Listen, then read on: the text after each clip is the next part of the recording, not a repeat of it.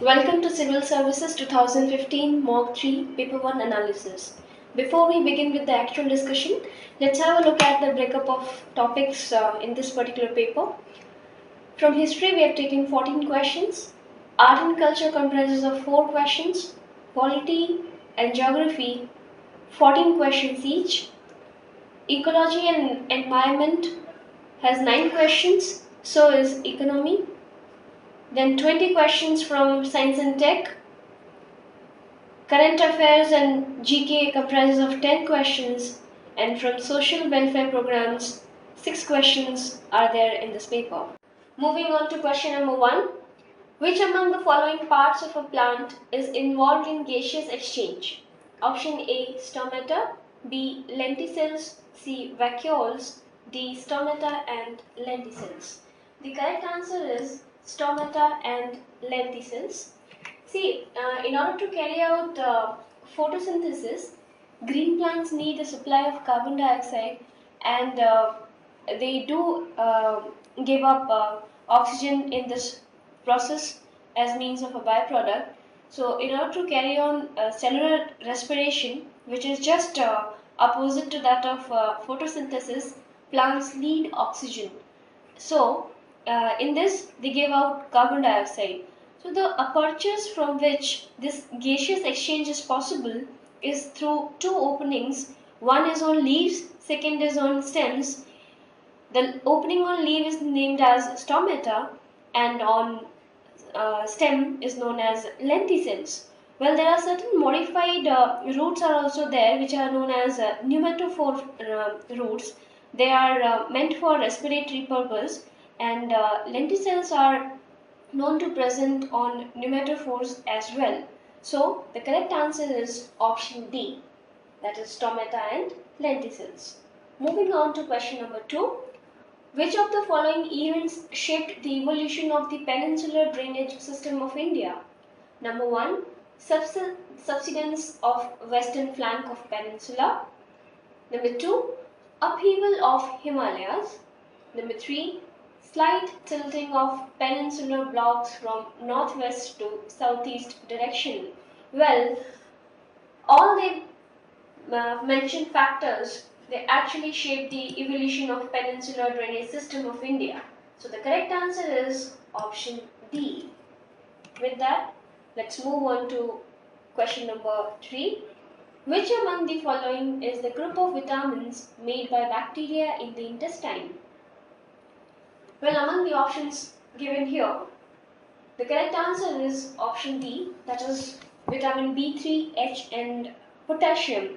See, vitamin K, not potassium. See, this vitamin is nothing but an organic compound and a vital nutrient that an organism requires in limited amounts. So these vitamins and minerals are basically very much essential for maintenance of good health and prevention of a number of diseases. So normally vitamins are obtained from various sources of plants and animals, but this vitamin B3, which is also known as pantothenic acid, and vitamin H and K, these are made by bacteria in the intestine. Yeah, that's right. The intestinal flora which is there, the gut which is present in humans, that actually produces these vitamins, and these are ultimately needed for the body's repair mechanisms. Question number 4. Which among the following is or are a decisive factor in index of economic freedom? Number 1, labor freedom. Number 2, property rights. Number 3, rule of law. So select the correct answer using the codes given below.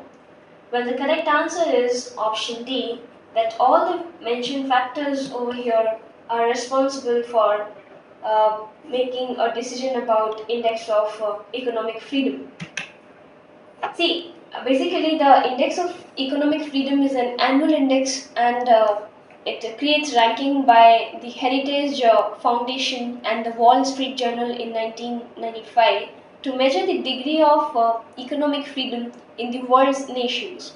So index of economic freedom measures economic freedom of presently 186 countries based on trade freedom, business freedom, investment freedom and the property rights. So economic freedom, or you can say economic liberty, is the ability of member of a society to undertake economic directions and actions. So the key ingredients of these economic freedom are personal choice, voluntary exchange, freedom to compete in markets, and protection of personal properties. Alright, so based on this, it is estimated that uh, how the living standard of that particular country is. Okay. With that, let's move on to the next question. Question number 5. Which of the following statements regarding chikungunya is not correct? Well, option A is chikungunya virus is transmitted to humans by Aedes mosquito. Number B, this disease is characterized by arthritis followed by high fever. C, real-time polymerase chain reaction is a common test for chikungunya. D, chikungunya virus is indigenous to tropical Africa and Asia. So the correct answer is option B, that this disease is characterized by arthritis followed by high fever. See, in 2005, uh, this strain of chikungunya virus that arose in East Africa spread to the islands of Comoros, Mayotte, Seychelles, and in the southwestern Indian Ocean. Later that year, this virus began to cause large-scale outbreak in India. So near about then the following year, 1.4 million people in various parts of this country fell victim to this virus. So you can see the impact of this disease. So that's how this is one of the very important point for discussion. See, chikungunya is primarily spread by Aedes aegypti mosquito that breeds in the household water container. So, as per the latest research, what we found is that the diagnosis is of utmost importance because chikungunya and rheumatoid arthritis, they both exhibit similar symptoms. It's very difficult to trace out or to diagnose the patient is suffering from which kind of disease. So according to the research data, what we found out is that nearly 80% of rheumatoid arthritis patients are prescribed drugs meant for chikungunya. So this is a very disturbing situation wherein the condition of the patients were even worse. Alright. So basically, chikungunya is a viral disease. It is caused by mosquito bite, and it's got characteristics that are quite similar to the virus like dengue. So common symptoms are of this disease as in rash and high fever along with pain in joints, which can last for as long as 1 year. Wherein arthritis is a joint pain situation which is almost permanently.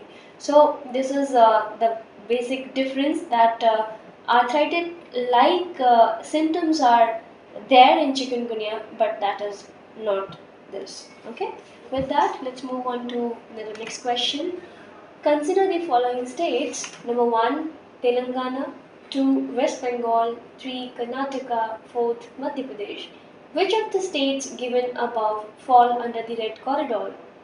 Well, the correct answer for this is option C, 1, 2 and 4, that is Telangana, West Bengal and Madhya Pradesh. See, basically this red corridor is a region in east of India that experiences considerable Naxalite Maoist insurgency. So the Naxalite groups mainly comprises of armed cadres of Communist Party of India. That's how the name is given as Maoists. So these are also areas that suffer from greatest illiteracy, poverty and overpopulation in modern India. And the Naxalite area spans in the parts of Andhra Pradesh, Bihar, Chhattisgarh, Jharkhand, Madhya Pradesh, Odisha, Telangana, uh, eastern parts of like Uttar Pradesh, West Bengal states, etc. So all forms of Naxalite organizations now have been declared as terrorist organizations under the Unlawful Activities Prevention Act of India 1967. So please remember, the correct answer for this question is option C, which is comprising of Telangana, West Bengal and Madhya Pradesh. Question number 7. With reference to Alzheimer and Parkinson disease, consider the following statements. Number 1, Alzheimer leads to dementia, whereas the Parkinson disease is restricted to the brain cells only. Number 2, accumulation of dietary proteins in the brain leads to these diseases. Number 3, the neurological pathway is hampered due to deactivation of dopamine in Parkinson's disease. Then which of the statements given above is or are correct? So we have to find out the correct statements. Well, option B, that is only the statement number 3 is correct. The neurological pathway is hampered due to deactivation of dopamine in Parkinson's disease. See, let's have understand the background of these diseases, and then we'll find out the differences between the two, and let's see how these statements mentioned over here are false.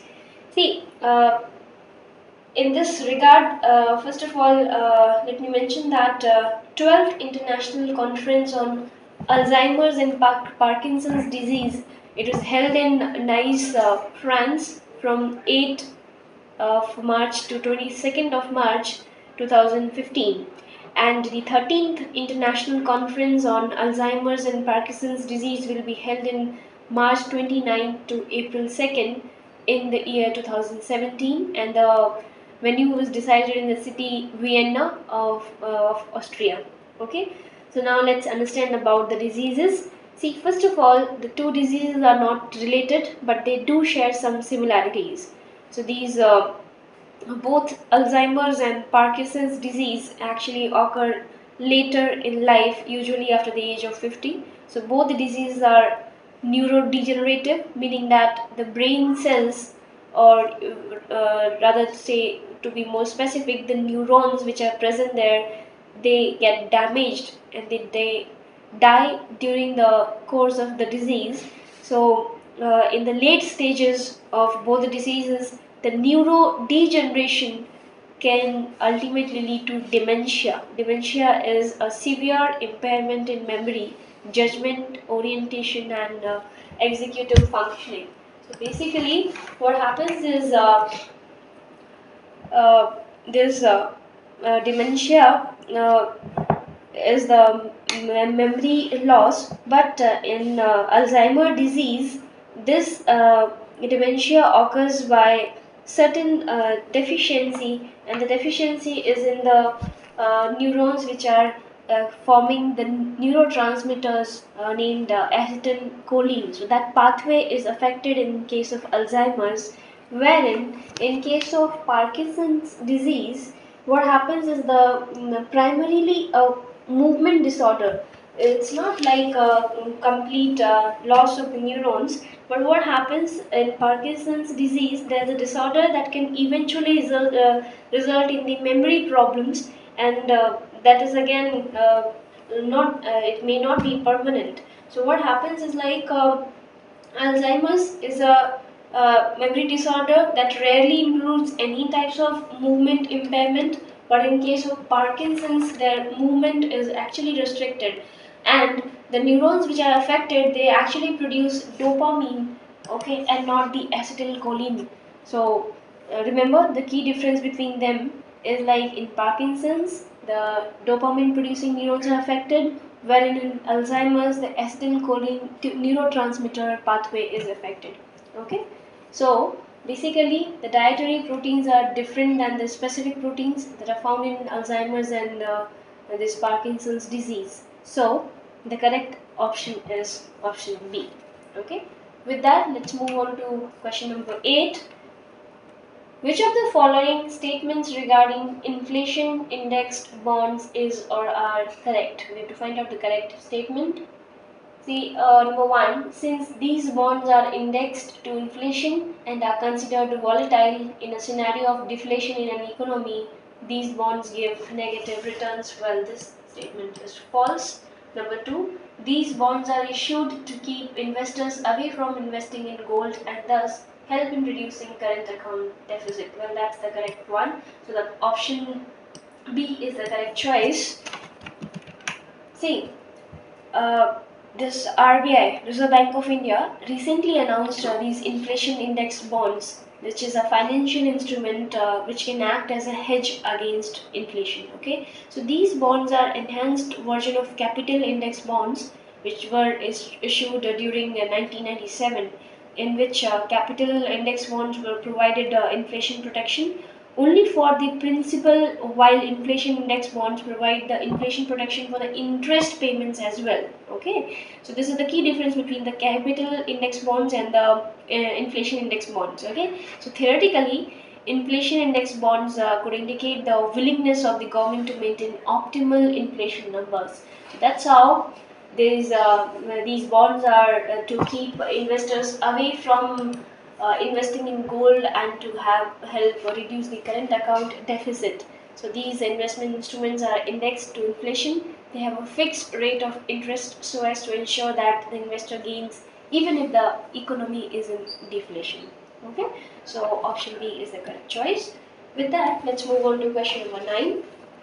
Invasion of which of the following provided sufficient grounds for striking down of Section 66A of IT Act by Supreme Court of India? Number 1, invasion of right to free speech. Yes, that was there. Then number 2, invasion of right to dissent. That was also found. Then invasion of right to know. This is also hampered against this. So to select the correct answers using the codes given below. Well, the correct answer is option D, that all the rights were invaded by this particular act of Section 66A. See, basically, this Section 66A of the Information Technology Act is unconstitutional in its entirety. Okay, that's how Supreme Court strike down this draconian provision that had led to the arrest of many people for posting content deemed to be allegedly objectionable on the internet. Okay, so this Information IT Act 2000 was basically amended in the year 2008. Okay, so this year in the month of March, what happened? Supreme Court strike down, calling it as open-ended and unconstitutionally vague. Okay, as it arbitrarily, excessively, and disproportionately invaded the right to free speech, right to dissent, and right to know, and had a very much chilling effect on constitutional mandates. That's how the option B is correct, that it has invaded all the rights, the right of free speech, dissent, and to know. Question number 10. The Reserve Bank of India will focus on flexible inflation targeting. What are the benefits of inflation targeting? Number 1, enhancement of transparency. Number 2, reduction of price variability. Number 3, long-term growth. Well, all are the benefits. So the correct answer from the codes given below is option D. That is 1, 2, and 3. See, basically, the most important benefit of inflation targeting is that it helps the central banks to maintain low inflation, and low inflation eventually promotes the long-term growth. So some of the benefits of using the inflation targetings are like enhanced financial growth, then reduced relative price variability, then less arbitrary redistribution, and less twisting inflation taxation. So inflation targeting is an effective monetary policy which provides a better nominal anchor for monetary policy and inflation expectation. So this inflation targeting enables the central banks to set a long-run inflation objectives. Okay. So with that, let's move on to next question. Question number 11. Which of the following statements is not correct regarding the Public Accounts Committee of India? Number A. See, we have to find out the incorrect one. Okay. Option A. None of its members shall be a minister in the government. Well, that's right. Option B. Its function includes examination of the appropriation accounts relating to railways, defense services, post and telegraph department. That's also correct. The committee has no authority to pursue autonomous and semi-autonomous bodies. Well, this is incorrect. Okay, so this is the correct answer for this question. Number D, it examines cases involving losses, negatory expenditure, and financial irregularities. That's again the function of it. So option C, that a Public Accounts Committee, it pursues the report of CAG regarding the autonomous and semi-autonomous bodies. So the incorrect option is option C. Okay, saying that it has got no authorities. Alright, now with that, let's move on to next question, question number 12. With reference to Kareva soil, considering the following statements. Number 1, they are thick glacial deposits restricted to the valleys of Jammu and Kashmir. Number 2, they are characterized with fossil of mammals. And number 3, that is, they are famous for cultivation of saffron, almond, and apples. Well, so the correct answer for this question is option C, that all the above mentioned factors are indicators of Kareva soil. See, basically these Karevas are lacustrine deposits found in the valleys of Kashmir and in the Bhadarwar valley of Doda district of Jammu division. Okay, so these are the flat topped mounds that border the Kashmir valley on all sides. So they are composed of fine silt, then we can say the clay, sand, and bouldery gravel. So they are characterized with fossil of mammals and at places by peat, the form of coal. Okay, so according to geologists, during the Pleistocene period, the entire valley of Kashmir was underwater. Subsequently, due to endogenetic forces, the Baramulla Gorge was created, and the lake was drained through this gorge. So the deposits left in the process, and these are known as Karevas. So the high peaks of these greater Himalayas, Karakoram, Ladakh, and Jaskar, are covered by ice and glaciers. So soils in these areas is little immature and generally without soil erosion. So it's like it's a remains frozen and is unsuitable for cultivation of various other crops, but it's good for saffron, almond, and apples. Question number 13. In which of the following situations the governor of a state in India can use his discretionary powers? Number 1, recommending president rule. Number 2, reserving a bill for consideration of the president. Number 3, returning a bill for reconsideration to the legislature. Well, all of the above is the correct answer, that is option D. Okay? See, basically, this article uh, for President's rule, the Article 356 of the Constitution focuses on the failure of the constitutional machinery of the state and is often termed as President's rule. Alright, so there are various reasons for which President's rule can be imposed on a state, which include like the factors may be loss of majority, breakdown of law and order, then indecisive outcome of elections, then no alternate claimant to form the government, insurgency, defections, and breakup of coalition, etc. So it can be imposed initially for a period of 6 months. This is all about the president's rule. So governor can recommend it when he senses all these mentioned factors which I just discussed with you. So any one of them, if this is persisting, governor can recommend about president's rule. Then, as per the Article 200 of the Indian Constitution, uh, uh, governor has the right to recommend for like reserving a bill, or maybe it's like regarding the discretion of returning or reserving the bill for consideration of the president. Okay, so that's how all the three factors given here are correct. So the correct answer is option D. With that, let's move on to next question. Question number 14. Which of the following is or are not obligatory functions of a municipal corporation in India? Number 1, watering public streets and places. So we have to find out which is not the obligatory function. Okay. Number 1, watering plant streets and places. Number 2, uh, planting and maintaining of roadside trees. Then number 3, providing for destitute women. Number 4, provision of transport facilities within the municipal area. So option number B is the correct one, because providing for destitute women and then provision of transport facilities within the municipal area is not the obligatory function of municipal corporation. So these are basically the discretionary functions. Okay.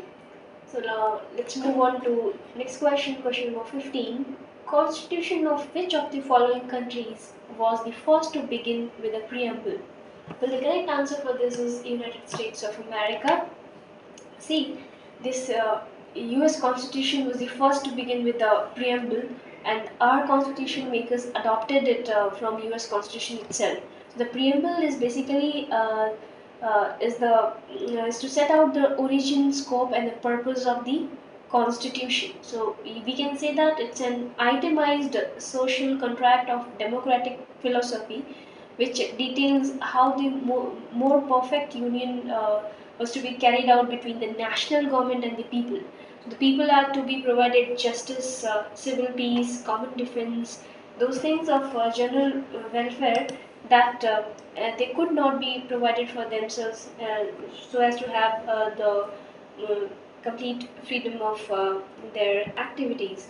So, though the rules are given in the constitution, so we can say that this preamble is nothing but a summary of the constitution, or the guideline on which the constitution will be working in the favor, so as to have harmony among the nation and the state. Question number 16. The President of India can use his pardoning power against number 1. An offence against a union law. Number 2. A punishment given by court martial. Well, both the statements given over here are correct. That in both the situations, the president can use his uh, pardoning powers. So, it is mentioned in the Article 72 of Indian Constitution that the president is empowered with the powers to grant pardons in the following situations, as in punishment for offence against the union law, then if there is an offence against or it is committed by a military court, then sentence, that is a death sentence. In all these three situations, a president can use his pardoning power. So these decisions involving pardoning and other rights by the president are independent of the opinion of the prime minister or the Lok Sabha majority. So in most cases, however, the president exercises his executive powers on the advice of prime minister and the cabinet, but not in this case. Okay. So with that, let's move on to this question. Question number 17. In the context of soil erosion, which of the following practices do not promote soil erosion? Please read the questions carefully. Do not promote the soil erosion. Number 1. Contour terracing. Number 2. Mixed farming. Number 3. Shifting cultivation. Number 4. Crop rotation. So in this case, the correct answer is option C, that is contour terracing, mixed farming, and crop rotation. They do not promote soil erosion, as they are very good for holding the soil together. Okay, so contour terracing is basically in hilly areas. It is practiced along the slopes, and mixed farming and crop rotation practices are done to conserve soil, and shifting cultivation promotes the soil erosion due to removal of forest cover of for the purpose of agriculture. Okay, let's move to this question. Question number 18. Which of the following is or are used by honeybees to communicate with each other? Number A is pheromones, B dance language, C audible voice. Well, they do not communicate by voice. Okay, so option A and B is correct, and both pheromones as well as dancing languages are the medium of communication among them. So basically, this pheromone is a chemical which is produced by an animal so as to cause the changes in the behavior of the another animal species, or maybe the same species. It's very common in insects. Okay, so some describe pheromones as a behavior altering agents. So yeah, we can say that it's a behavior altering agent. So these pheromones basically play a very good role in the defense of the hive in case of bees. So when a worker honeybee stings, it produces a pheromone that alters her fellow workers to the threat. Okay, so if there is a nearby threat, this worker honeybee will be stinging and to the nearby worker, and that's how it is communicated in the entire hive. So honeybees perform a dance when if they find food. Okay, so the dance form is like waggle dance, which indicates that food is very far. But if they do dancing in a round dance, okay, so it shows that the food is nearby. So these are some of the indications by which they communicate. So the correct answer is option D, that is both A and B. Question number 19. Consider the following statements regarding radar and lidar. Number 1. Radar uses radio waves while lidar uses light rays. That's correct. Then lidar gives accurate surface measurements of the object as compared to radar. This is also right. Radar uses antennae for transmission and reception of the signals, while lidar uses charge-coupled devices, optics and lasers for transmission and reception. This is also correct. So, since all of them are correct, so correct answer is option D. Okay, with that, let's move on to next question. Question number 20. Consider the following statements. The term territory of India includes only states. Number 2, the term Union of India consists of states as well as union territories. Well, the statements given here, both of them are false. The correct answer is option D, neither 1 nor 2.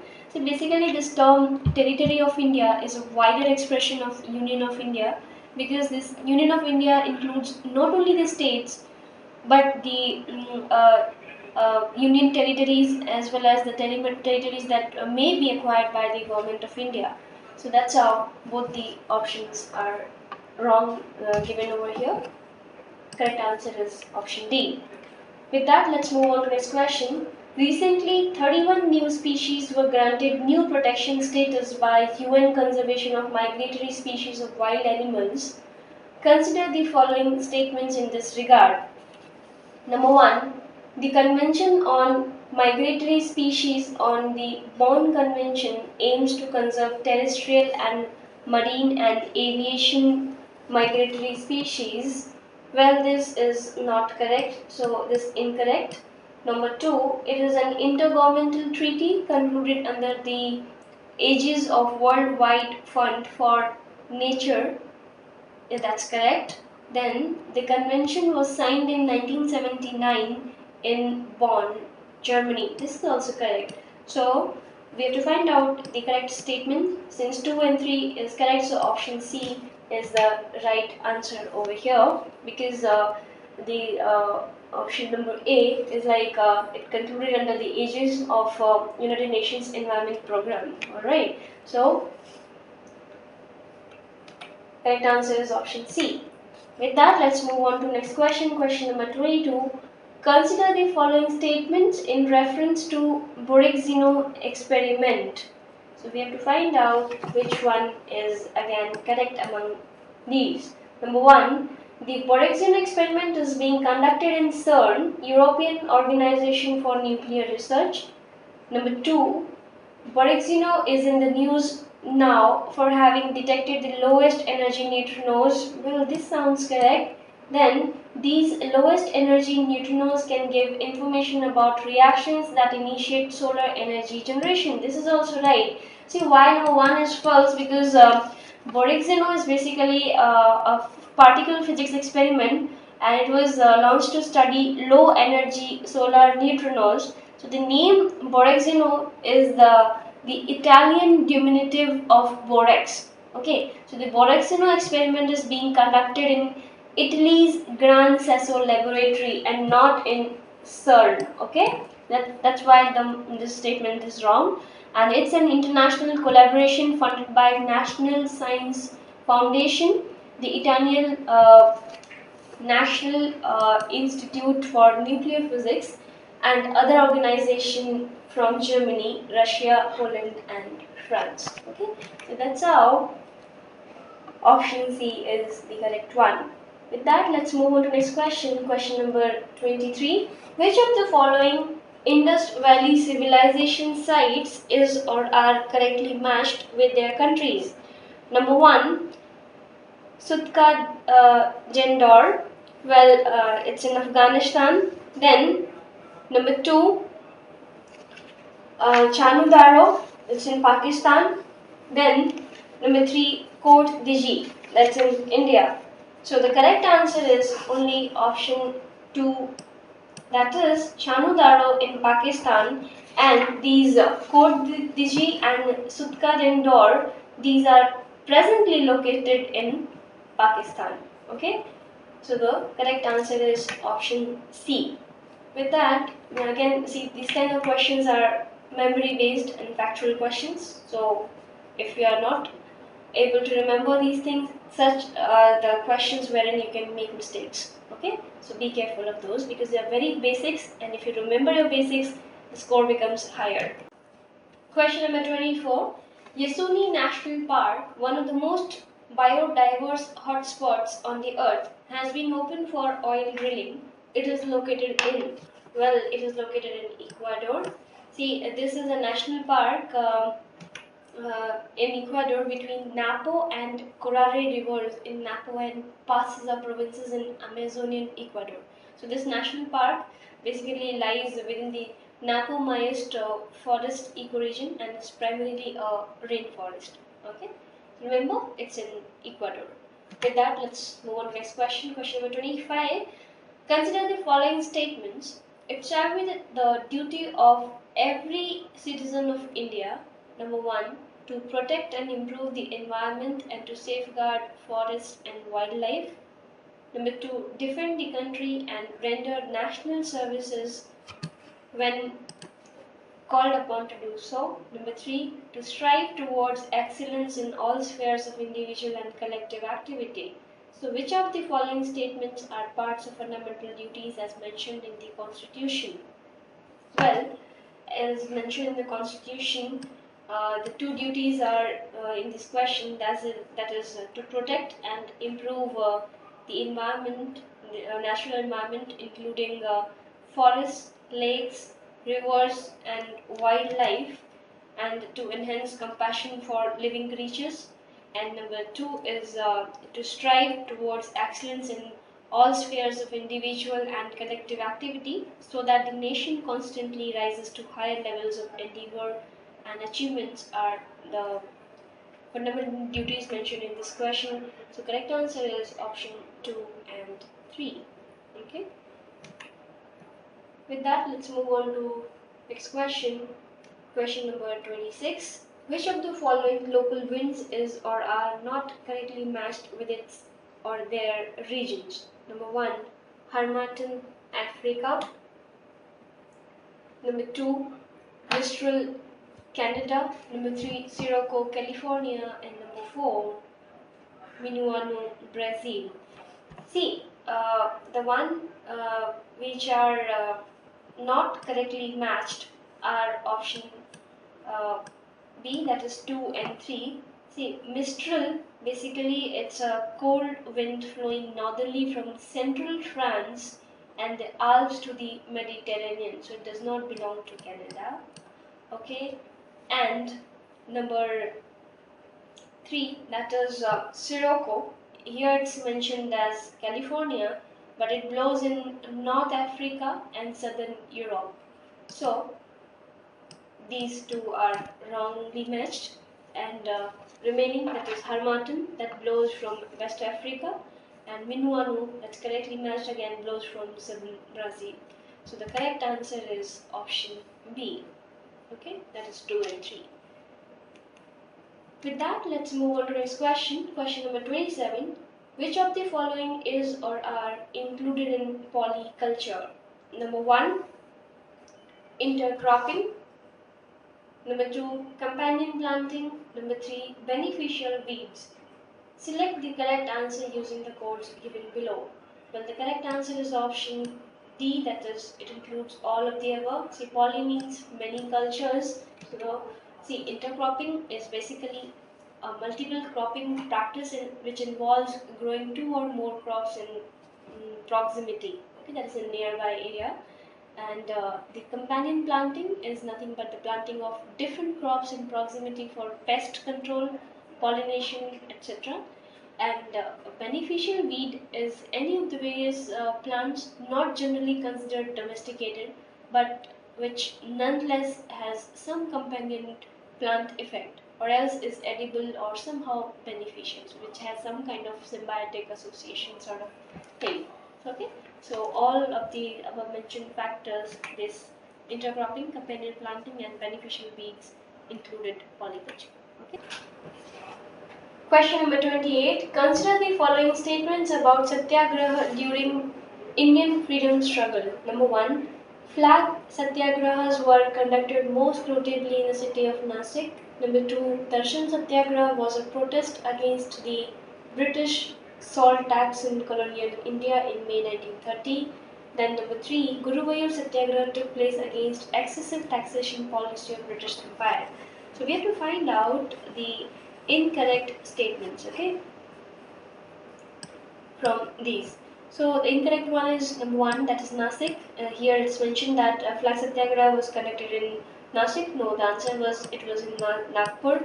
Then Guruvayur satyagraha, it was implemented against excessive taxation policy of British Raj Empire. This is also incorrect. So the correct answer for this question is option D, that is both 1. It was 1 and 3 only. See, let's understand one thing, that in India, Flag Satyagraha, it was a campaign of peaceful civil disobedience, and it held during the Indian independence movement.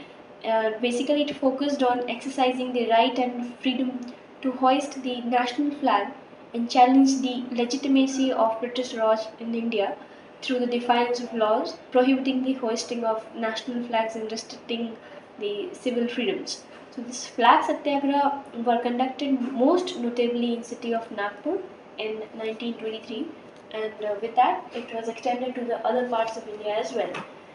This Guruvayur Satyagraha, it took place in the year 1931 up to 32, and it was a satyagraha which was a non-violent protest in present Thrissur district, which was then part of Punani Taluk of Malabar district, which is presently it's there in it's a part of Kerala, which was an effort to allow an entry for untouchables in Guruvayur temple. So this is a correct statement over here.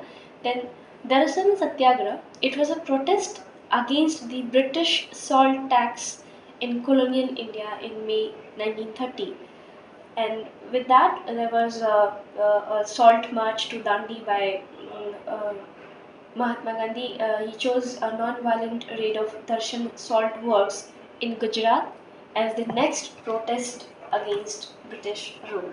Okay, so the correct answer for this question is option D. With that, let's move on to this question. Question number 29. Biodiesel is considered as a fuel and a fuel additive, and it satisfies clean diesel standards. Consider the following statements regarding biodiesel. Number 1. It readily mixes with petroleum in any ratio. Number 2. The most commonly used method for biodiesel production is called transglycosylation. Number 3. Transglycosylation alters the chemical properties of oil using methanol by giving glycerin as a byproduct. Well, the correct answer, we have to find out the correct statement. The only statement number 1 is correct, because transglycosylation is not the process which is most commonly used for biodiesel production. Hence, both the statements 2 and 3 becomes false over here. See, basically this biodiesel is an alternative fuel similar to conventional or fossil diesel. So this can be produced from straight vegetable oil or animal oil or fats or any of the waste cooking oil. The process used just to convert these oils to biodiesel by a famous process named as trans-esterification. So it's not the transglycosylation which converts these oils into biodiesel. So biodiesel has many environmentally beneficial properties, and one of the main benefit of using this oil is that it can be described as carbon neutral. Why? Because the fuel produces no net output of carbon in the form of carbon dioxide. This effect occurs because when the oil crop grows, it absorbs the same amount of carbon dioxide as it was released when the fuel is combusted. So it's in the net proportion thing in which that these crops basically utilizes the excess carbon dioxide present in the atmosphere. Okay, so that's how these are designated as carbon neutral. So biodiesel has a higher flash point also as compared to fossil diesel, and so it is safer in the event of crash. Okay, so question number 30. Which of the following is correct about Pradhan Mantri Jan Dhan Yojana? Number 1. This scheme also provides financial literacy. Number 2. The Yojana will be implemented in 2 phases. Number 3. Already the target of opening 7.5 crore accounts of different households have been achieved. Number 4. National Payments Corporation of India (NPCI) has introduced a new technology by which a person can transfer funds, check balance through a normal phone, which was earlier limited only to smartphones so far. So among these we have to find out the correct ones. Basically 2, 3 and 4. These 3 are correct regarding Pradhan Mantri Jan Dhan Yojana. And number 1, the scheme provides financial literacy. This is not correct because this is aiming to provide financial inclusion. Okay, so that's how the correct option is option C. See, this Pradhan Mantri Jan Dhan Yojana is basically a national mission for financial inclusion to ensure access to financial services, namely banking or savings and deposit accounts, remittance, credit, insurance, pension in an affordable manner. So, presently, this Jan Dhan Yojana has already enrolled 7.5 crore households, which has already been done before January 2015, and it's about financial inclusion and not financial literacy. Remember this thing. Okay. With that, let's move on to next question. Question number 31. Consider the following statements regarding child labor. Okay, and we have to find out which one is incorrect regarding child labor. Number 1, Sumangali is a form of child labor which, although forbidden, is practiced in India, particularly the textile industry in Tamil Nadu. Well, this is correct one. Child labor in India is prohibited by Article 22 of the Constitution in factories, mines, and hazardous employment. Well, this is incorrect because Article 22 is not the one which deals in restricting the child labor, but it deals with the protection against the arrest and detention in certain cases. So the article number 24 deals with the prohibition of child labor. So remember this. For this, the option B, that is second statement, is false. So option B is the correct answer. Okay. With that, let's move on to next question. Question number 32. What are nanoflares? Option A, miniature solar flares which are less energetic than regular solar flare. Well, that's correct.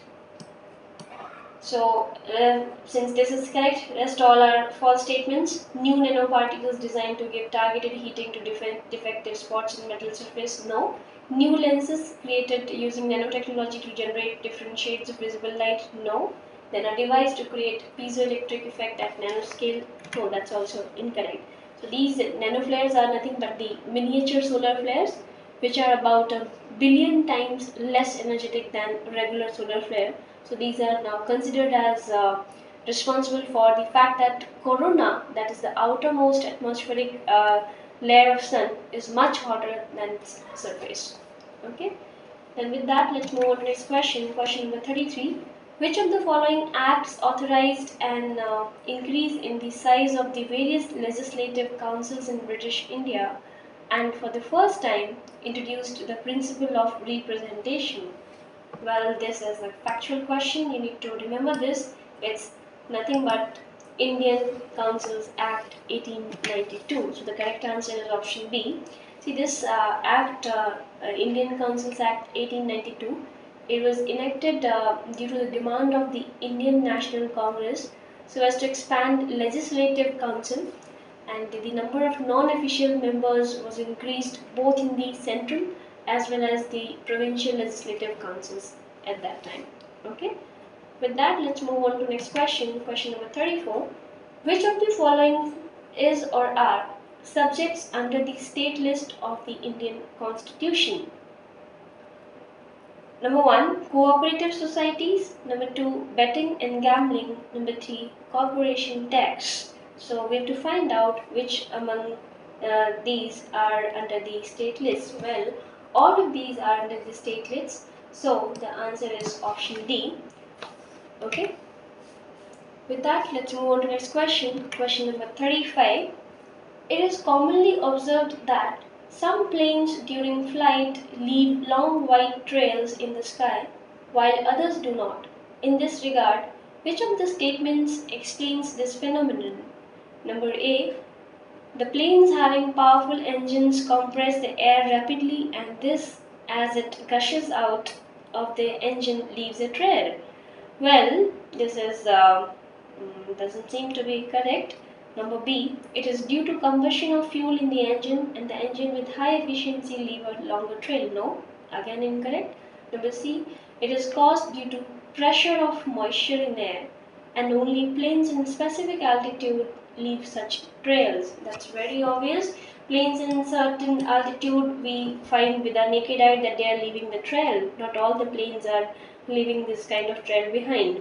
Okay, especially in the low atmosphere it doesn't. Okay, then D, this observation is specific to jet planes and is due to its cryogenic engine. This is again incorrect. So the correct answer is option C. See, some planes in the sky leaves this kind of trail, and this is spread, and the other planes in the same sky leave very uh, short-lived trails.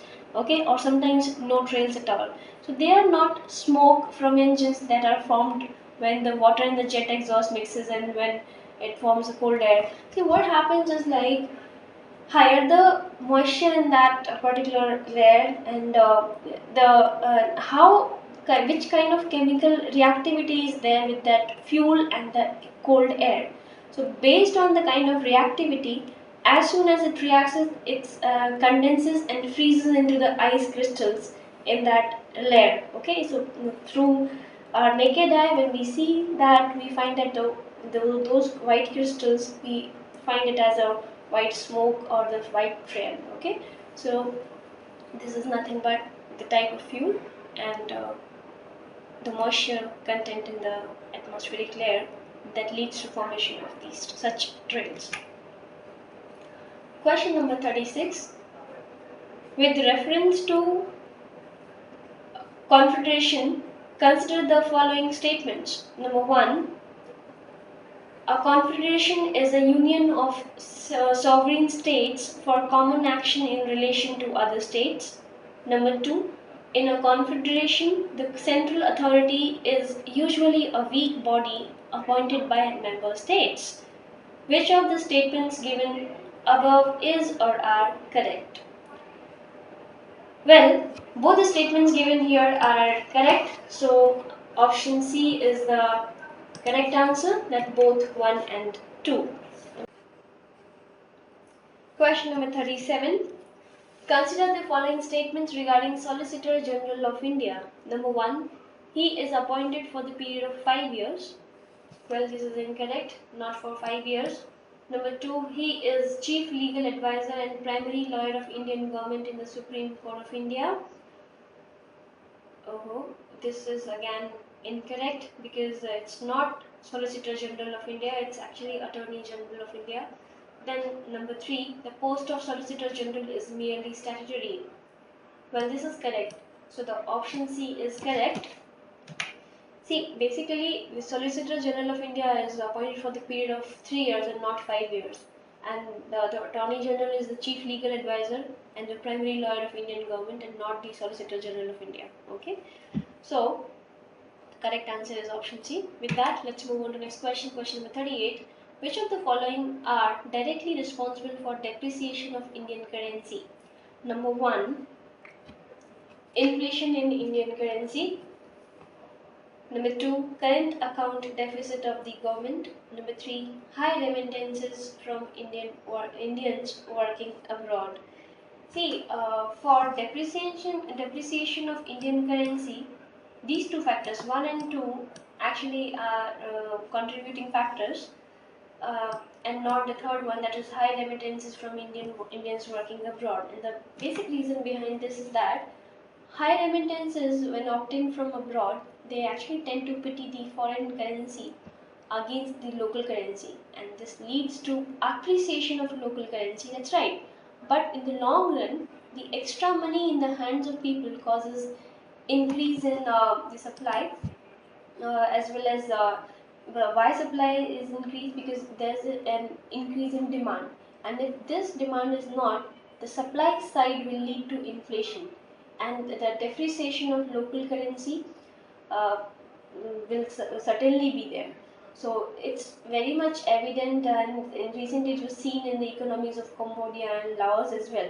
But in India's case, what happens, the economy is so large that the shock created due to remittances is neutralized. Okay, so in Indian depreciation of Indian currency, this third factor, high remittances from Indians working abroad, is not at all the contribution factor to this one. Okay, for the depreciation. With that, let's move on to the next question. Question number 39. Which of the following programs is or are a part of direct benefit transfer scheme? Number 1, National Child Labour Project. Number 2, food subsidy. Number 3, LPG subsidy. Number 4, Manreka. Select the correct answer using the codes given below. Well, in this, number 1 is National Child Labour Project. That definitely comes in the direct benefit transfer scheme, and this third, LPG subsidy. Okay, see, basically, so that's why option B is the correct answer. See, basically, direct benefit transfer is an attempt to change the mechanism of transferring subsidies launched by Government of India on January 1, 2013.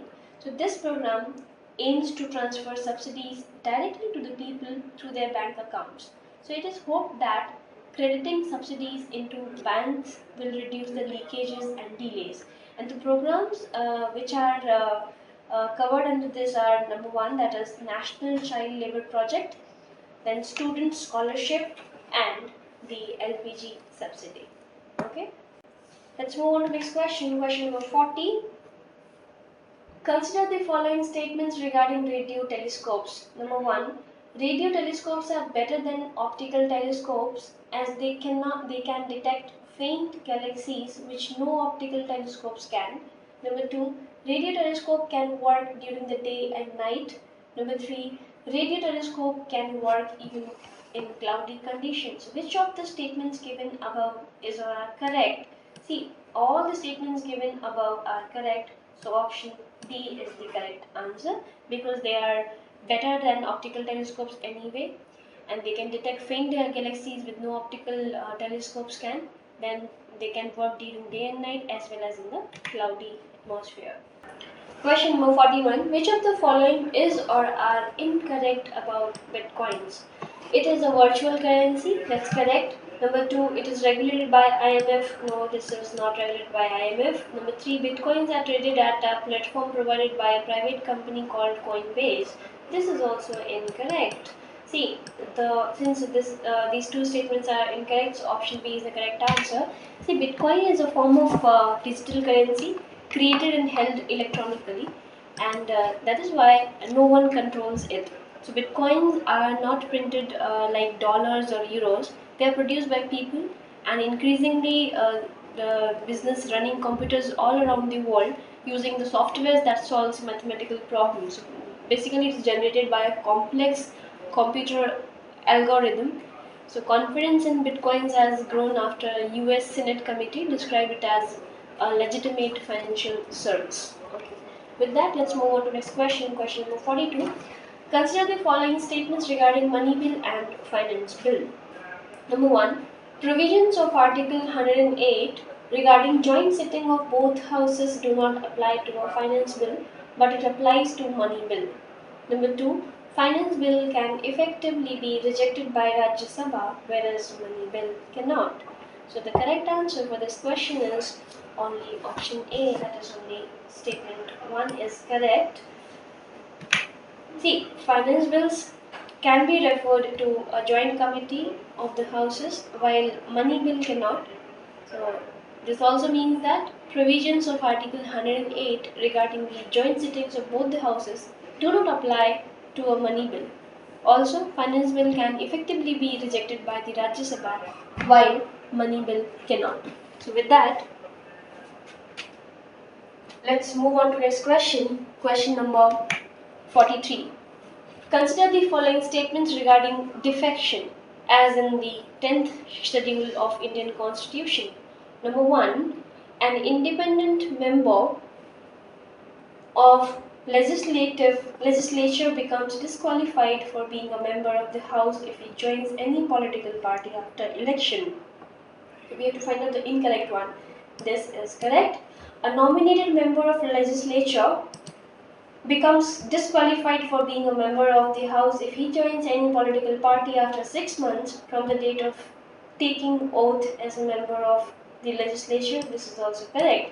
Then 10th schedule was added to the constitution by 42nd amendment in 1976. Well, this is incorrect. So the correct answer for this question is option C. See, basically this 10th schedule to the Indian constitution, which is popularly named as anti-defection law. It was inserted in the year 1985 and not 1976, and it was like amended by the 52nd Amendment Act. Okay, not the 42nd Amendment Act. And this 42nd Amendment Act 1976, it was enacted during the period of internal emergency, and it has along with it brought about significant changes both in the letter and the spirit of our parliamentary democracy. So remember, 10th schedule is amended by 52nd Constitutional Amendment Act in the year 1985. With that, let's move on to next question. Question number 44. Mitosis is a type of cell division in which what happens? We have to find out based on these four options. A, the chromosomes maintain their original number. Yes, that's there. It maintains their original number. Let's see the options. B, chromosome number is reduced to half. No, it is there in case of meiosis. Chromosome number is double. No, this is not polyploidy. Then number D, or chromosome number is reduced to 1/4. Again, incorrect. The correct answer is option A for this question. See, in mitosis, what happens is like the chromosomes in a cell nucleus are separated into two identical sets of chromosomes, and these are then divided into separate nucleus during the cell division, and it occurs in all eukaryotic cells, specifically those somatic cells, and not in the germ cells. Okay, so this process actually varies in different organisms. Let's discuss question number 45. Consider the following statements regarding Jainism. The three main principles of Jainism are non-violence, absolutism, and non-possessiveness. So we have to find out the correct statement over here. So this statement number 1 is incorrect. The Jainism traditions talk about a body of scriptures preached by all the Tirthankaras of Jainism. This is correct. Then number 3. The scriptures of Jainism were contained in 14 parts and were known as the Purvas. This is also correct. So option B is the correct one. See, the second principle of Jainism basically deals about non-absolutism, which is also known as Anekantwad, and it refers to the principles of pluralism and multiplicity of viewpoints, and to the notion that the truth and reality are perceived differently from diverse points of view. So no single one of which is complete. So it's like uh, belief in Anekantvad. Okay. With that, let's move on to next question. Question number 46. Consider the following statements. 3 sessions of Lok Sabha take place in a year known as spring season session, summer session and winter session. We have to find out again the correct one. So this is again incorrect because there is nothing, none of the session known as spring sessions. Okay. Number 2, 3 versions of Lok Sabha debates are prepared in Hindi version, English version and the original version. That's correct. So option B is the correct one. See, the 3 sessions mainly named as budget session, monsoon session and winter session. Budget session, it's conducted between February to May. Then monsoon session from July to September and winter session from November to mid-December. With that, let's move on to next question. Question number 47. Okay, which of the following are mechanisms of heat energy transfer? Number 1, conduction. Number 2, radiation. And number 3 is ablation. So we have to find out the mechanisms of heat energy transfer. 1 and 2 are included in that. So option A is the correct one. Wherein ablation is basically removal of material from the surface of an object by means of vaporization, chipping, or other erosive processes in terms of chemistry. But in biological techniques, this ablation is a technique which is used to treat abnormal heart rhythms, which is also known as arrhythmias, and it can be done surgically or non-surgically. So there are 2 meanings of ablation. One is in chemistry, which is there in the slide. Another one which deals with the heart surgery. Alright, that is again ablation. Okay. Question number 48. Which of the following is or are the recommendations of Shanta Kumar Committee? Number 1. More focus on Western Belt farmers as they sell in distress price much below MSP. This is false because this quote is mentioned for Eastern state farmers, okay? Not the Western Belt farmers. Then number 2, to make entire food grain management system more effective, committee has recommended restructuring of Food Corporation of India. That's absolutely right. So statement 2 is the correct one. See, as per the Shanta Kumar committee, Food Corporation of India should move on to help eastern states where farmers suffer from distress sales at prices much below the MSP and which are dominated by small holdings like Eastern Uttar Pradesh, Bihar, West Bengal, Assam, etc. Okay. Then, with that, let's move on to next question. Question number 49. The convex mirror in the motorcycle normally carries the message, objects in the mirror are closer than they appear. What property of the mirror justifies this message? See, this is to indicate the drivers that objects are in the mirror are closer than they appear is straight away option B. That is, convex mirror forms a smaller image behind the mirror. Rest of the options, number A, convex mirror forms real image and the image is so formed as smaller to ensure a larger field of vision to drivers. Wrong. Then convex mirror forms virtual and magnified image of if light rays reached it from infinity. Again correct. It was started just as a statutory warning which is now carried on as a convention. Again incorrect. See, the basic feature of convex mirror is that it always forms a virtual and erect image and is always very small in its size. So it is to alert the driver the statement is quoted on the mirrors. Okay. Then with that, let's move on to the next question. Question number 50. Consider the following statement. Number 1. Bleaching powder is chloride of lime and it can be prepared by reacting slaked lime with chlorine gas.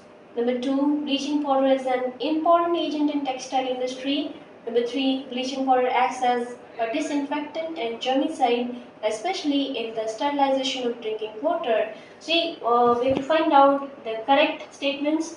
So all the statements mentioned here are correct in the context of bleaching powder. So option D is the correct one. See, sometimes the bleaching powder, which is also known as chloride of lime, it can be prepared by reacting calcium hydroxide, which is also famously known as slaked lime, with chlorine gas.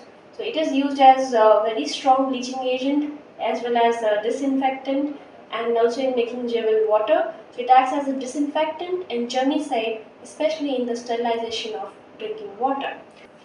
Question number 51. The Government of India has merged National Mission for a Green India with Manrega.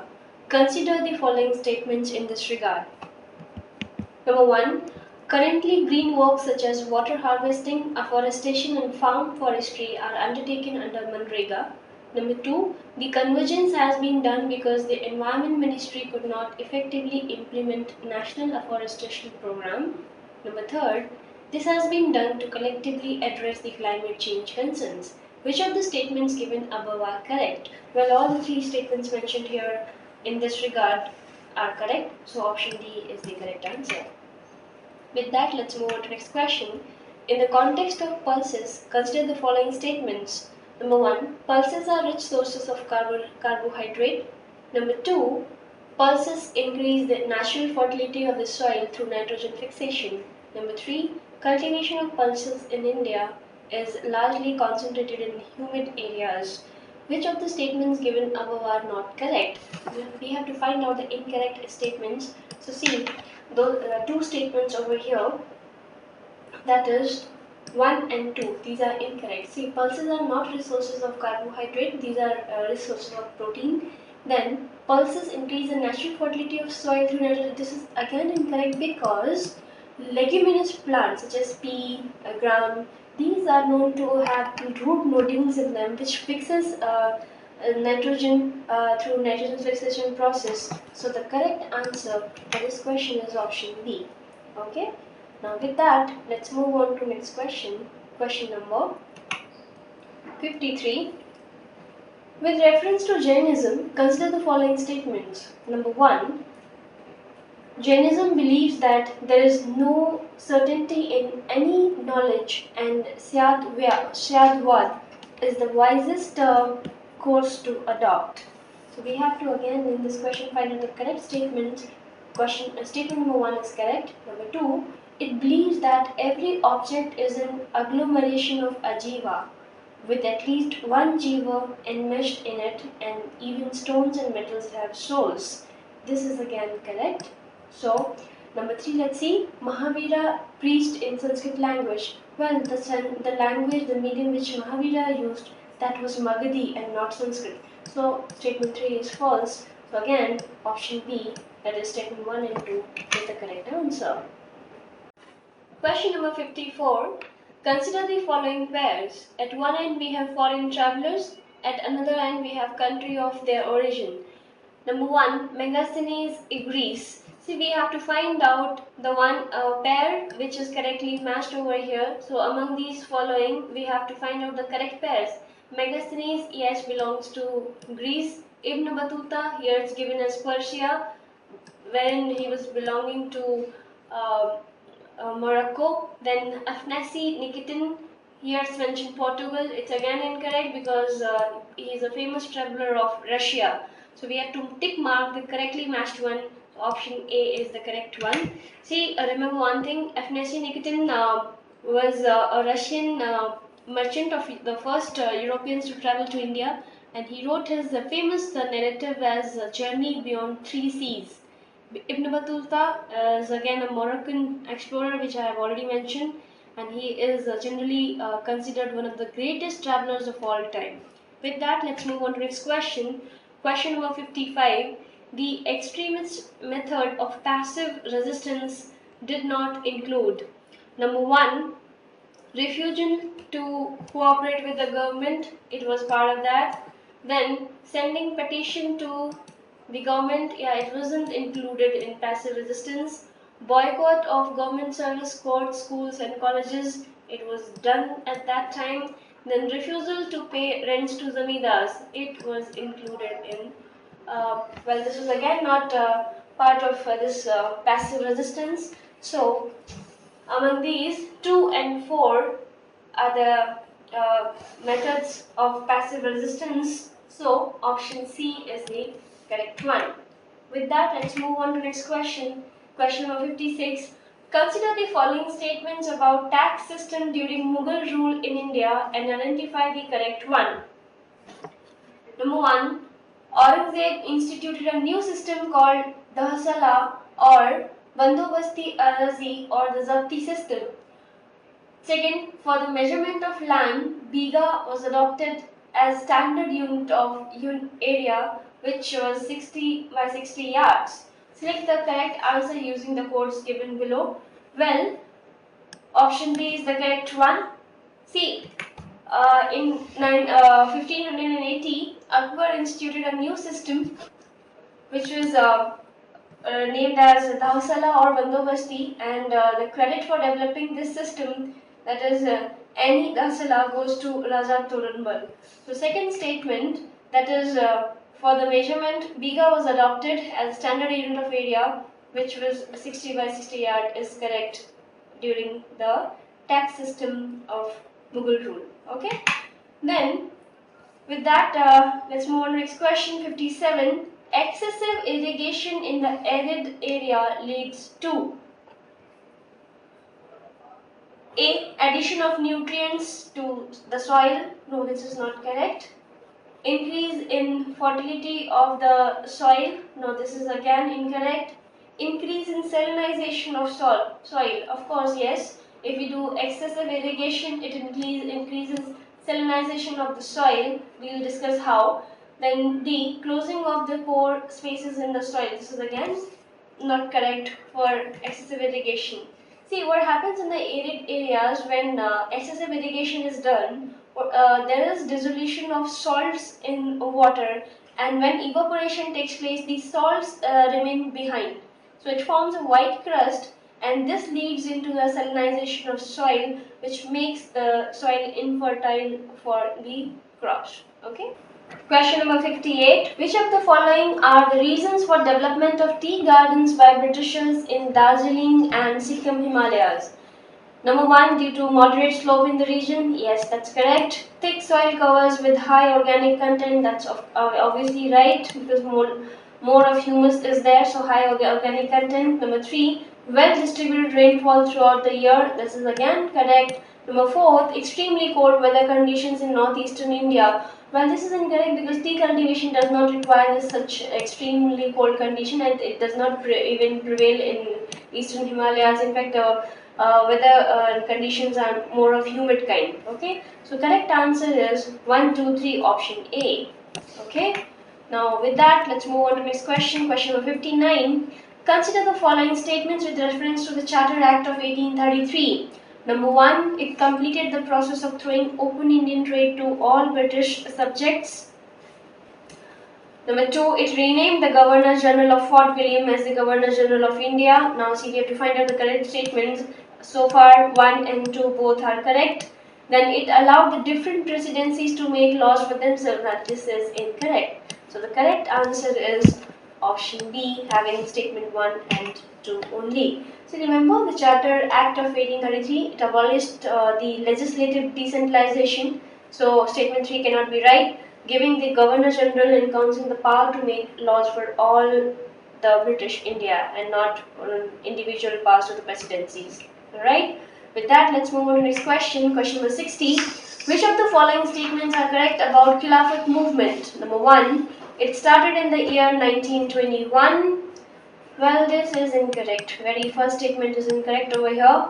Number 2, it won the support of Mahatma Gandhi and the predominant Hindu Congress leaders. This is correct. Number 3, the movement gained force after the Treaty of Sevres, August 1920, which imposed the partitioning of Ottoman Empire. This is also correct. So since we have to tick mark the correct answer, that is the correct statements. So 2 and 3, that is option B, is correct. See, remember one thing about Khilafat movement, that it started in the year 1919 and up to 1924 it was continuing, and it was a pan-Islamic political protest campaign which was launched by Muslims in British India to influence the British government. Okay. It has two main demands which were never accepted. Number 1 was Caliph Sultan must retain sufficient territory so that he is able to defend the Islamic faith. Second was the places which are called Jazirat ul Arab, including the Arabia, Syria, Iraq and Palestine, must remain under Muslim suzerainty. Well, these were two demands, but they were never accepted. The UNESCO declared which of the following islands as a biosphere reserve under its Man and the Biosphere programs in India? Well, the correct answer is option C, Nicobar Islands. Let's understand something in brief about this particular project. See, the United Nations Educational, Scientific and Cultural Organization, that is UNESCO, in the month of May 2013 had declared India's Nicobar Island as a World Biosphere Reserve under its Man and Biosphere program. Basically, the World Biosphere Reserves are considered as the sites of excellence where new and optimal practices to manage nature and human activities are tested and demonstrated. So the correct answer is option C, Nicobar Islands. Let's move on to next question. Question number 62. Consider the following statements. An emulsion is a colloidal dispersion in which both the dispersed phase and the dispersion medium are liquids. Well, this statement is correct. And we have to find out the correct statement as well. So number 2, milk is an emulsion in which the particles of the liquid fat are dispersed in water. This is also correct in this regard. Then number 3, cod liver oil is an emulsion in which oil is dispersed in water. This is wrong because in cod liver oil, it's a kind of emulsion in which water is dispersed in oil. So the correct answer is only option A, 1 and 2. Okay. With that, let's move on to next question. Question number 63. Which of the following statements is or are true regarding Birsa Munda? Number 1. He spearheaded the millennium movement that rose in tribal belt of modern day West Bengal. This is incorrect. Number 2. He protested against cow slaughter. That's correct. So only option B is right. See, Birsa Munda was a Munda leader in the late 19th century, and he rose the political independence movement during British Raj in India. Basically, he spearheaded this millenarian movement that rose in tribal belt of Bihar and Jharkhand, and not the present day West Bengal. Okay, that's why option B is right. Question number 64. Which of the following are antibiotics? Number 1, penicillin. Yeah, that's there. Ampicillin, yes. Streptomycin, yes. Aspirin, well, this is an antibiotic, so this is not antibiotic. So option B is correct. 1, 2, and 3. Remember, this is from application chemistry. Okay, so it's available in NCERT books. So let's now move on to next questions. Question number 65. Consider the following statements regarding global dimming. It is a gradual reduction in the amount of global direct irradiance at the Earth's surface. Then, the main cause of this dimming is particulates produced by volcanoes and human-made pollutants. Well, both the statements are correct in the context of global dimming. So the correct answer is both 1 and 2. See, global dimming is the gradual reduction in the amount of global direct irradiance that the Earth's surface receives. Okay, and it was observed that over the several decades after the start of systematic measurements in the year 1950. So global dimming is thought to have been caused by an increase in the particulates such as sulfate aerosols in the atmosphere due to human action, that is anthropogenic factors, as well as natural factors such as volcanoes, etc. Alright, so with that, let's move on to next question. Question number 66. Which of the following statements is or are correct? Number 1. Tempering is making a metal soft by heating to very high temperature and then cooling slowly. So we have to find out the correct statement. So this is not correct. Number 2. Hardening is making a metal brittle by heating to very high temperature and cooling suddenly by plunging into cold water. Well, this is correct. Annealing is making a metal elastic by heating to moderately high temperature and cooling slowly. This is incorrect. So the correct answer is option B, 2 only. See, annealing is making a metal soft by heating to a very high temperature and then cooling it slowly. Wherein what was given in the statement that it is making a metal elastic by heating to moderately high temperature. No, we need very high temperature. Then tempering is making metal elastic by heating to moderately high temperature and cooling it slowly. Alright. Question number 67. Who among the following played a prominent role in Santhal revolt? Number 1 Sidhu, number 2 Sambhu, number 3 Kanu, and number 4 Birsa. Well, these were Sidhu and Kanu who had played an important role in Santhal revolt. So the correct answer is option B. See, the Santhal revolution was the most serious challenge faced by the English East India Company in the first century of its rule. So the Santhal rebellion was a tribal rebellion and it marked by tribal passions and strong anti-British feelings. So under the leadership of Sidhu and Kanu, thousands of Santals revolted against the oppressive British and their local Indian collaborations.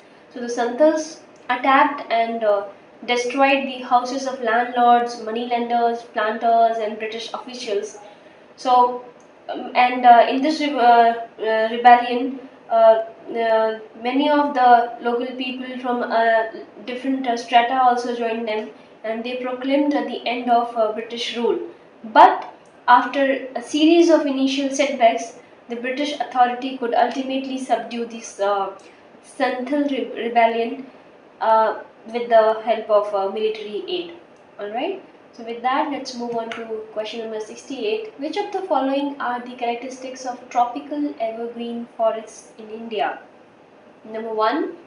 They are found in the warm and humid areas with annual rainfall of more than 200 centimeter and mean annual temperature about 22 degrees. That's correct about tropical evergreen forests. Then number 2, they are stratified and occur in different layers. This is also a prominent feature of it. Then let's move on to number 3. There is a definite time for trees of these forests to shed their leaves, flowering and fruition.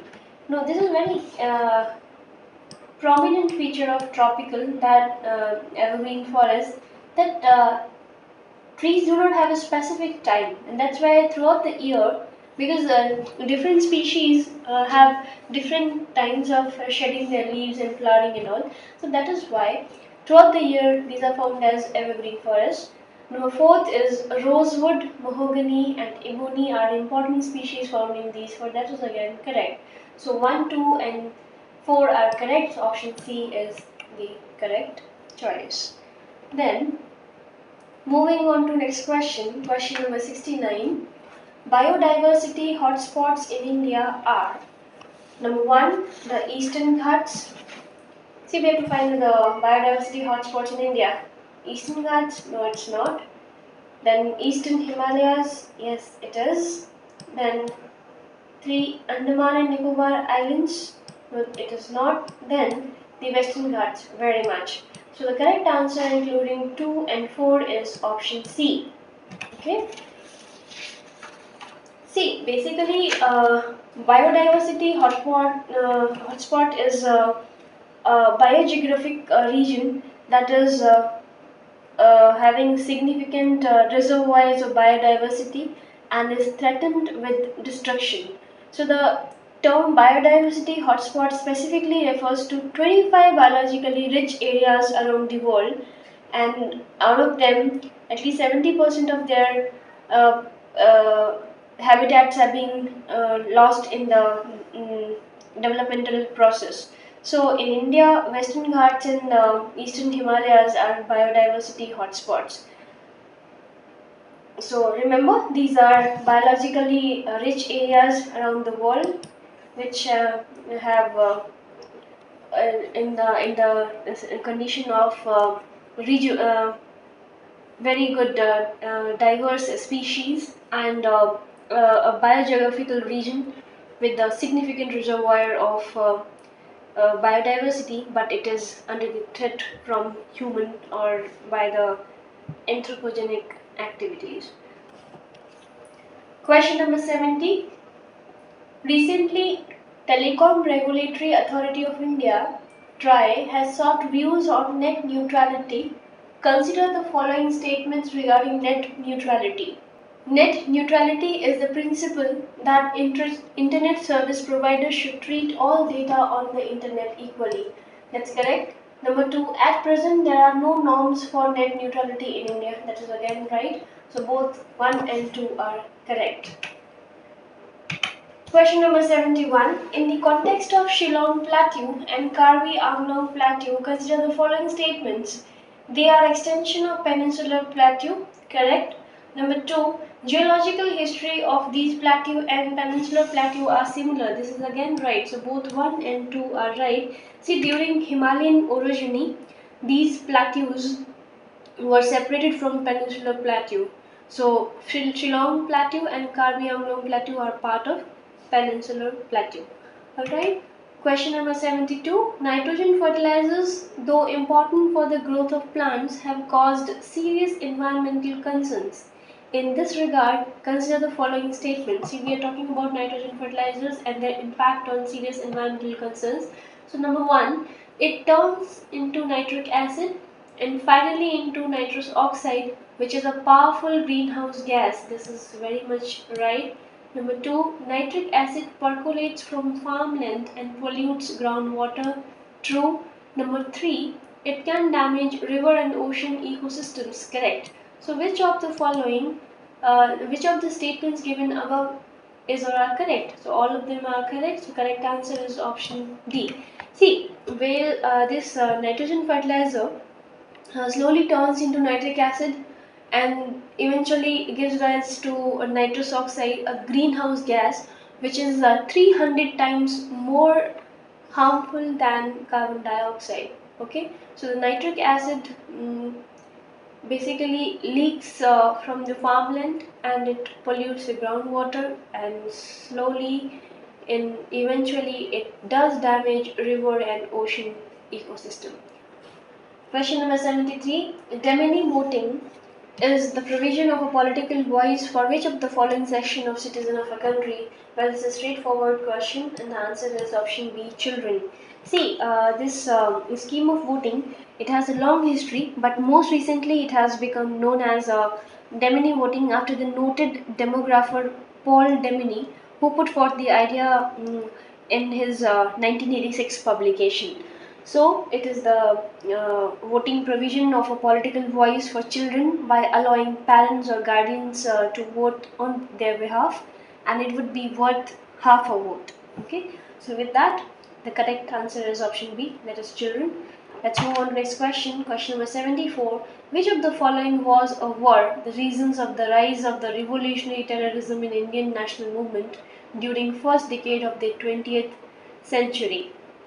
See, for this, number 1, moderate Indian nationalist leaders became supporters of the British Indian rule. Well, this is highly incorrect because they never became supporters of British Indian rule. Number 2, extremist Indian nationalist leaders failed to give a positive lead to the people. That's right. Okay, so option B is correct. 2 only. See, moderate Indian nationalist leaders never supported British Indian rule. But after 1905, they became inefficient to lead the national movement because they could not keep pace with the changing dimensions of the movement. Okay, so option B is the correct one. That is 2 only. With that, let's move on next question. So 75. Which of the following statements is or are correct about price stabilization fund in India? Number 1, it was established for wheat, rice, and pulses in 2001. See, we have to find out the correct statements over here. Alright, so this is incorrect. Number 2, it has now lapsed because of increase in production of commodities under it. Now this is again incorrect. So the correct answer for this is neither 1 nor 2, option D. See, this price stabilization fund, it was established for tea, coffee, tobacco and natural rubber in 2003. So that is why wheat, rice and pulses in 2001, this option, statement 1 is false. Then the rupees 500 crore fund was relaunched in 2014 because of fall in tea production and rise in its prices. So the second that it has now lapsed because of increase in production of commodities is a wrong statement. Okay, so option D is correct one. Now, question number 76. Consider the following provision of the Citizenship Amendment Bill 2015. See, based on these statements, we have to find out which one is correct. Okay, so number one, it merges persons of Indian origin and overseas citizen of India card holders. That's correct. Number two, it provides that PIO card holders shall be considered to be OCI card holders from a specific date. Correct. According to it, the Union government can cancel the OCI card spouse of an Indian citizen or overseas citizen of India card holder when the spouse enters into another marriage. That's again correct. So option D, that is all the statements 1 to 3 are correct. With that, moving on to next question. The sculptures of Gandhara style are mostly made up of. Now this is a very factual question, no concept in it, it's just a memory based question. These sculptures are made up of blue, grey, mica, schist. Now with that, moving on to next question. Question number 78. According to a recent report of Committee on Estimates, 20 districts of Uttar Pradesh have been advised not to grow leafy spinach, fenugreek, vegetables, etc., and other underground vegetables. Why? Number one, these districts were detected for high level of arsenic groundwater contamination. Correct. Number two, fruit or grain of plant show less accumulation of arsenic compared to roots, stem, and leaf. Right. Number three, arsenic intake by animals is low through drinking water and more through feed sources. This is again correct. So all the statements given here are correct. So correct answer is option D. Question number 79. Genetic engineering refers to the manipulation of genetic material. It can be used in.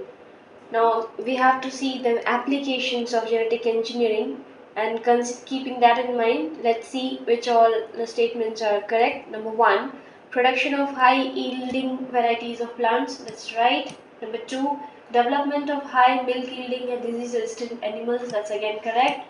Treatment of genetic diseases. Right. Production of hormones, proteins, and drugs.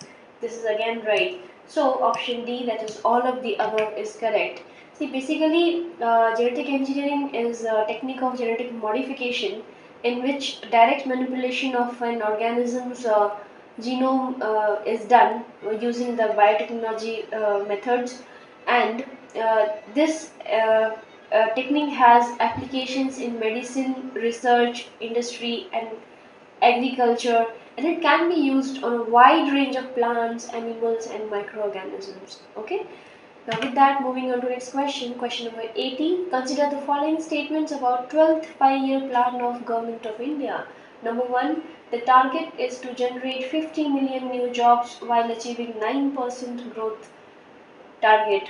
So we have to find out again the correct one. See, according to 12th 5-year plan, it's not 9% growth target, it's just 8% growth target. Okay, so this statement is wrong. Number 2, it aims to raise the farm sector growth rate to 6% and achieve a growth rate of 20% in the manufacturing sector. This is again incorrect because it aims to raise the farm sector by 4% and not 6%, and to achieve a growth rate of 20%, no, it's not 20, it's 10%. Instead of 20, it's 10% in the manufacturing sector. So both the statements are wrong, so option D, neither 1 nor 2. Okay, with that, let's move on to next question. Question number 81. What is INDARC? Now this is again straightforward question based on current affairs. It is India's first underwater observatory in Arctic region, so option D is correct. See, India recently deployed INDARC, the country's first underwater observatory in Arctic region, and it is supposed to help scientists to understand the Arctic climate process and its influence on the Indian monsoon system. Okay, with that, let's move on to the next question, question number 82. Consider the following statements regarding Sukanya Samriddhi account. Now, this is a scheme. It was launched by Prime Minister of India, Narendra Modi, recently in Haryana. Along with that, the other scheme which was launched was Beti Bachao, Beti Padhao. Okay. Now, see, number one statement in this regard is number one. It can be opened at any time from the birth of a girl child till she attains the age of 14 years and will remain operative for 18 years. See, we have to find out the correct statements with regard to Sukanya Samriddhi account. This is incorrect because, see, this is for the girl till the age of 10 years and not 14 years, and it will remain operative up to 21 years uh, of age. Okay, then number second is it can be opened in any post office or authorized branches of commercial banks. Well, this is correct. Now, once the girl attains 18 years of age, 50% of the amount can be withdrawn from the account. It is also right. So, the correct statements are option B, 2 and 3. As I've already told you that this account can be opened at any time from the birth of a girl till she attains the age of 10 years, and this will remain functional for 21 years from the date of opening the account or marriage of the girl child after attaining the 18 years of age. Question number 83. The disinvestment policy followed by the Indian government is to finance number one, increasing fiscal deficit, yes. Number two, large scale infrastructure development, yes. Number three, public debt, yes, that is also correct. So option D, 1, 2 and 3 are correct in this regard. See, the funds received through disinvestment are used by the Indian government to decrease its fiscal deficit and to clear off the public debt. Okay. Now, after clearing the public debts, these funds are also used for large-scale infrastructure development and for the social programs like health and education. Okay. So, correct answer is option D. With that, moving on to the next question. Question number 84. Consider the following statements. Now, we have to find out based on these features mentioned here, the characteristics of which of the following ecosystems denote these features. Alright. So, be careful and listen to it. Number one, trees are sufficiently widely spaced so that the canopy does not close. Okay. Then the open canopy allows sufficient light to reach the ground. Okay. Number three, an unbroken herbaceous layer on ground consisting primarily of grasses. Okay, so these three prominent features are seen in which types of ecosystems? That is straightforward question, savanna. So option C is correct one. Moving on to next question. Question number 85. Recently, Asia Pacific Economic Cooperation APEC summit took place in China. With reference to APEC, consider the following statements. Number one, it was established in 1989 and is a forum of Pacific Rim economies that seek to promote free trade and economic cooperation throughout the Asia Pacific region. That's correct. Number two, India was represented by Prime Minister Narendra Modi in the summit of APEC 2014. This is incorrect because India is not yet the member of APEC. Then number third, an annual APEC economics leaders meeting is attended by heads of government or state of all APEC members except Taiwan. This is also correct. So in this question, option C is the correct one regarding APEC. Question number 86. A new drug named Stevifect has been invented. The drug helps in, well, it's a drug which helps in treating antibiotic resistant superbugs. So option C is the correct one. See, recently scientists have for the first time developed this antibiotic free drug named Stevifect as an alternative to all the antibiotics. This new drug will aid in the fight against the antibiotic resistant superbugs in humans. So this drug is currently available in cream version, and scientists are hoping to develop a pill or in an injectable version of drug. Okay. So basically, it's based on a naturally occurring enzyme, which is an endolysin produced by virus and attacks the infections differently to the antibiotics. So, so far this is antibiotic resistant superbug such as MRSA, that is methicillin resistant Staphylococcus aureus. Alright, so option C is the correct one.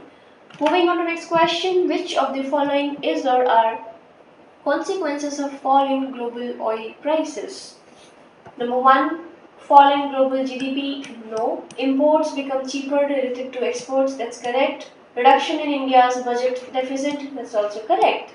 So the correct answer is 2 and 3, it's in option C. So basically, cheaper global oil prices reduces India's budget deficit and will in turn imports will be cheaper. So price cut of 25% for oil, if maintained, it should mean that the global GDP will be roughly around 0.5% higher than it would be otherwise. Okay, moving on to next question. Question 88. Which of the following statements is or are correct about French East India Company? Number one, French East India Company was an independent company. No, this wasn't because it was reporting to the French government. Then, number two, it was established by Jean-Baptiste Colbert, Finance Minister of King Louis XV. That's correct. Then, because the French economy saw more profit from trade in West Indies, the French East India Company lacked government support. That's also right. So, option C is the correct one. Question number 89.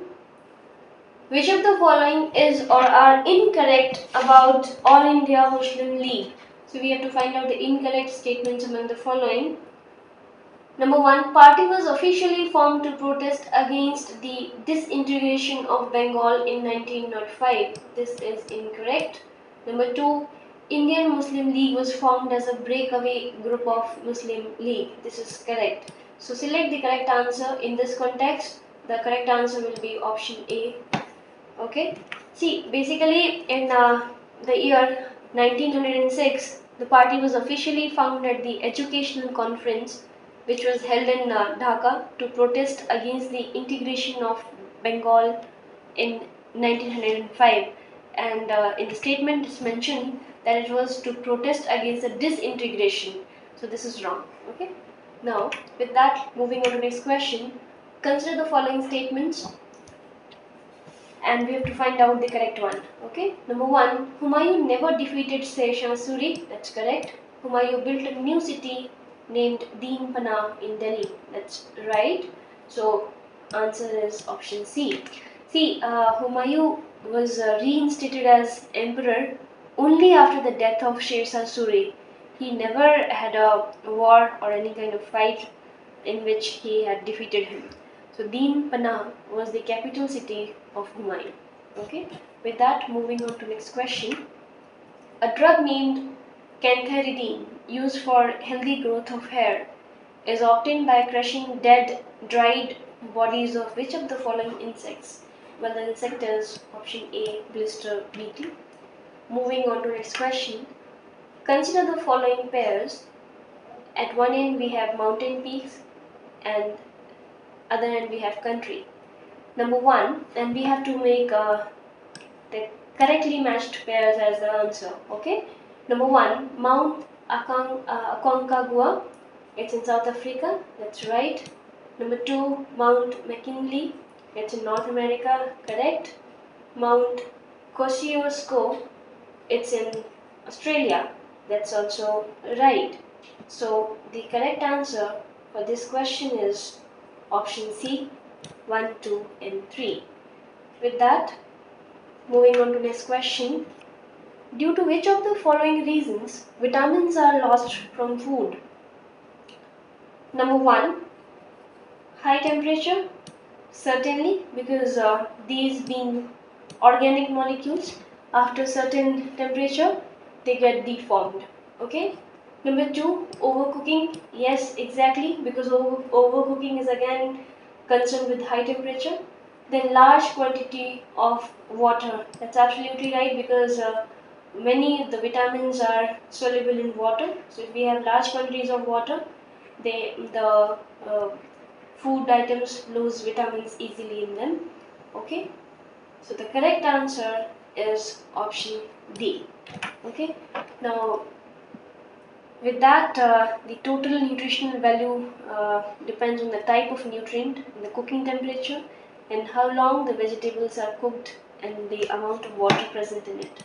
So to retain nutritious value of food, we need to consider about the temperature conditions, the cooking time, and the quantity of water required for the particular food preparation. Question number 94. Which of the following rivers flow in eastern direction?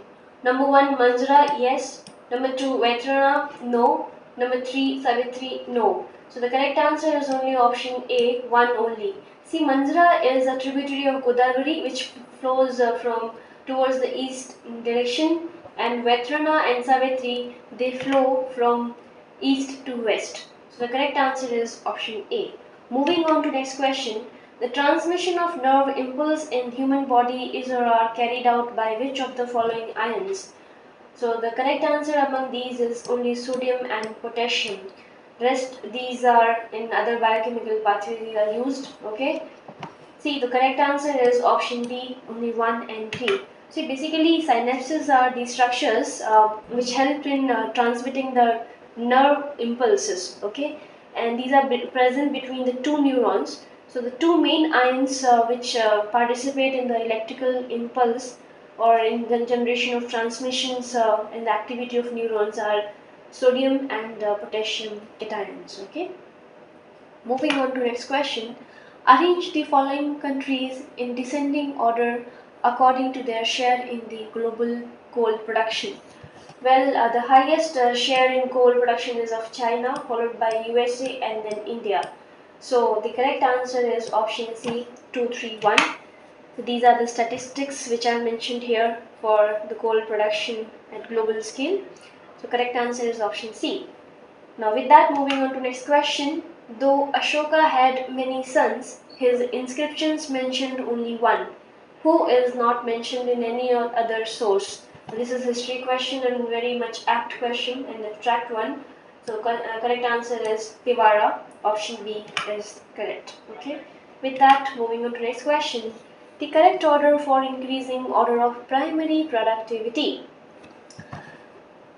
Primary productivity, see, by this we mean that the conversion of inorganic ingredients directly into the organic one.